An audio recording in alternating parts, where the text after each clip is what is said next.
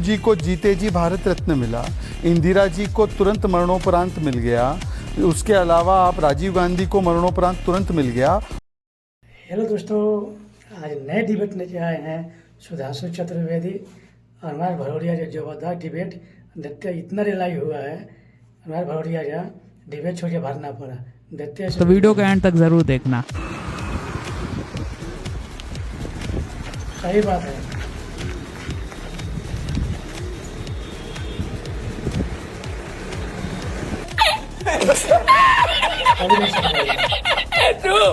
अनुराग भदौरिया आपसे कर रही हूँ, जो अब तक आपका ट्रम्प कार्ड हुआ करता था कि सरकार को घेरो कि करती क्यों नहीं है जातिगत जनगणना, आज फैसला ले लिया है और कहा है कि इस बार जब सेंसस होगा तो उसमें जाति का कॉलम भी होने वाला है।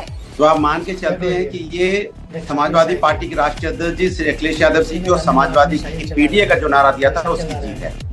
आखिर हर उस बात को हर समाजवादी जो बात उठाती है उसको सरकार को मानना पड़ता है। इसके मतलब सरकार को मानना चाहिए। समाजवादी लोग जो बात करते हैं वो समाज को आगे ले जाने की बात करते हैं और समाज के भले के लिए बात करते हैं। नहीं तो पर अनुराग जी, हर वर्ग मतलब आप ये बात मान गए ना कि मोदी सरकार विपक्ष की सुनती है, मान गए ना आप कि आप जो ये तानाशाह है, ये ऑटोक्रेट है, ये अनार्की जो है फैलाने का काम भारतीय जनता पार्टी करते हैं। मोदी तो किसी की सुनते ही नहीं है, अमित शाह तो किसी तरफ देखते भी नहीं है। तो अब ये मान गए कि विपक्ष को साथ लेकर चल रहे हैं, वो सबका साथ, सबका विकास, सबका विश्वास और अनुराग जी आपकी पार्टी का प्रयास है ना। तो मतलब ये चरितार्थ हो गया।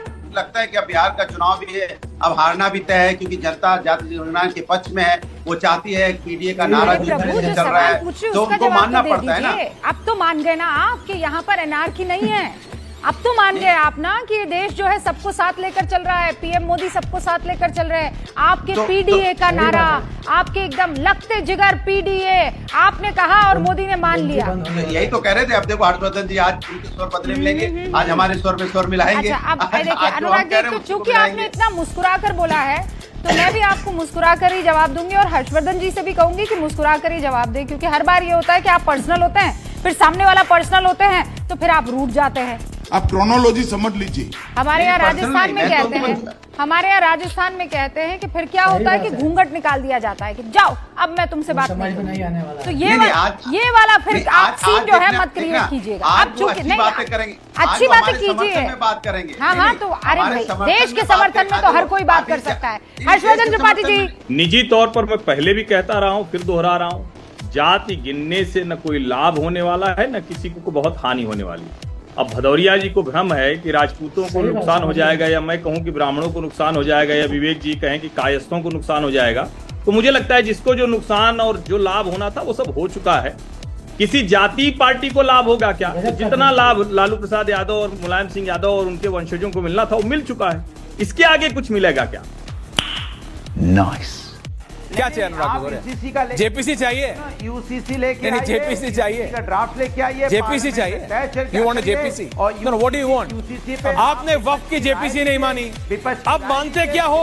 राय देगा जो संविधान सारे दर्शकों, my only problem is this. Nehru ji को जीते जी भारत रत्न मिला, इंदिरा जी को तुरंत मरणोपरांत मिल गया, उसके अलावा आप राजीव गांधी को मरणोपरांत तुरंत मिल गया और अंबेडकर जी को देने के लिए कितना समय लगा? और एक जब भाजपा समर्थित सरकार आई तब देना पड़ा अंबेडकर जी को भारत रत्न। पॉइंट टेकन अनुराग भदौरिया, पॉइंट टेकन सर। अनुराग भदौरिया वन लाइन आंसर। अभी तक बताया नहीं है आप यूसीसी के साथों के खिलाफ, आप भी ग्रोक यूज करो। हाँ मुझे समाज को तोड़ने के बाद आपको क्या मिलेगा? क्या मिलेगा आपको जब हम आप होंगे नहीं? किस पे शासन करने के लिए आप जिंदा रहोगे? किसके ऊपर रूल करोगे आप? जब ये मोहब्बत खत्म हो जाएगी, आपस का भाईचारा खत्म हो जाएगा, इंसानियत खत्म हो जाएगी, कोई एक दूसरे को देखना पसंद नहीं करेगा, सब नफरत की आग में जलेंगे। किसके ऊपर राज करना चाहोगे आप? लाशों पे राज करोगे? सन्नाटे में राज करोगे? पेड़ पौधों पे राज करोगे? कम से कम इंसानियत जिंदा रहने दीजिए, लोकतंत्र जिंदा रहने दीजिए, मानवता जिंदा रहने दीजिए, तभी राजपाट भी चलेगा, वरना ये राजपाट किसी काम का नहीं होगा। दोगले की औलाद ये कौन सी फिल्म लाया है? 36 सीटें होती है जीतने के लिए, 36 वोट। जया बच्चन जी को 41 वोट अलॉट किए, रामजी लाल सुमन जी को 40 वोट अलॉट किए, ये तो तीसरा हार नहीं हारना था। इसीलिए कहना चाहता हूं एक लाइन में कि नई उम्रों की खुद मुख्तारियों को कौन समझाए इन दोनों युवाओं के लिए, दोनों लड़कों के लिए कि नई उम्रों की खुद मुख्तारियों को कौन समझाए, कहां से बच के जाना है, कहां जाना जरूरी है, उसे एहसास करने का सलीका ही नहीं आता, जो कहता है खुदा है तो नजर आना जरूरी है। जागिए अनुराग भदौरिया, जागिए जागिए, जग करके देखिए, देश के प्रधानमंत्री मोदी जी बने हैं, इसलिए आपके सपने टूट गए हैं, मैं जानता हूँ। झटका लगा है। आप बड़ी उम्मीदों से बैठे थे कि सत्ता आएगी, कुछ भत्ता मिलेगा, कुछ मलाई मिलेगी, लेकिन न सत्ता आई, न भत्ता मिला, न मलाई मिली, तो पीड़ा पहुंची है, मैं जानता हूँ। इस पीड़ा में इस तरह से चीखना चिल्लाना वाजिब है, लेकिन इसका इलाज इस तरह से नहीं होता है। आप इसके लिए जनता के बीच में जनता के बीच में जाकर के काम करें। देखिए 43 घर रखते रहिए, आप रखते रहिए, 33 रखते रहिए, ऐसे ही रखते रहेंगे और हम सत्ता ऐसे ही बनाएंगे, हम जनता के बीच में काम करते रहेंगे। अगर आपने जनता के बीच में काम किया होता ना, तो सत्ता बनाई होती। ये कौन सा जनता का आशीर्वाद है कि दिल्ली में जाके विपक्ष में ही बैठना पड़ा है संसद के अंदर?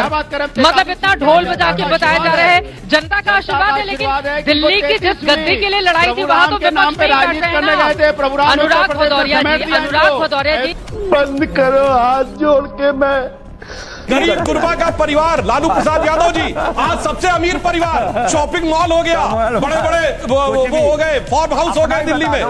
देखिए होता क्या है, गरीब को कुछ 100 रुपए का वो दिखाना है कि सब्सिडी दी, उसके बाद सत्ता आने के बाद हजारों करोड़ अपने परिवार के लिए अंतर कर, ये फंडामेंटल अंतर है। इसीलिए मायावती का जिक्र आ गया। अब मैं आप कहते हैं सवाल नहीं पूछता हूँ। अरे सवाल तो आप पूछते हो, लेकिन उनका सवाल हमसे कहाँ पूछता हूँ? हमारा सवाल उनसे नहीं। वो विपक्ष में है क्या? नहीं, वो विपक्ष की एकजुटता में शामिल हो रहे हैं क्या? मैं आप ही से वो पूछ रहा हूँ, मायावती साथ होंगी आपके? अभी तो तय होगा, अब उसमें राष्ट्रीय नेतृत्व तय करेगा। भाई वो हमारे विपक्ष में बहुत लोग हैं, जिसको आना होगा वो आएगा। को मजबूत करने के लिए 23 जून को इन सारे लोगों का भी एक मीटिंग हो रही थी पटना में, उसमें भी एक डिफेंस डील थी। क्या डिफेंस डील थी? एक आए कोयला और 2G घोटाले वाले, एक आए शराब घोटाले वाले, एक आई भर्ती घोटाले वाली बुआ जी, और बैठ गए अध्यक्षता में चारा घोटाले वाले में। तो अपने अपने घोटालों की डिफेंस की डील उन लोगों ने वहां बैठ के कमी है। अनुराग भदौरिया, लास्ट कमेंट आपका चलते चलते। देखिए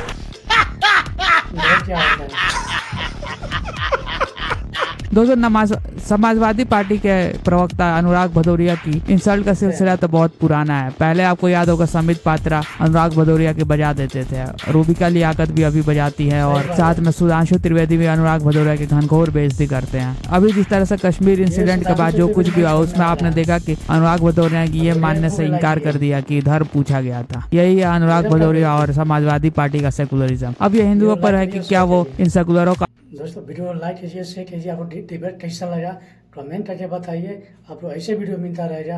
आज इतने ही, नेक्स्ट वीडियो मिलते हैं। जय हिंद, जय भारत।